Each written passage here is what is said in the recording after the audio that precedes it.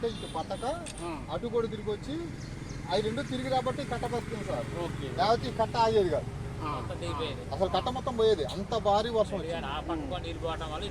నేననేది అదే ఇందాక నుంచి కూడా ఏంటంటే అటు ఇటు, కాకపోతే అది అటు కూడా వాటర్ పోతుంది సార్ ఎప్పటి నుంచి అని, ఎన్ని సంవత్సరాల నుంచి కూడా ఇంత డ్యామేజ్ ఎప్పుడు అవ్వాలి. కాకపోతే యజ్వాల్ గారు ఎప్పటి నుంచి కూడా పత్తి ఏదో ఒకటి జాడు లేకపోతే ఏదో ఒకటి పెట్టేవాళ్ళు. పెట్టిన బాడవలో కొంచెం క్రాస్గా కొంతవరకు పోయేది, ఒక సెంటర్ వేసిన నేల.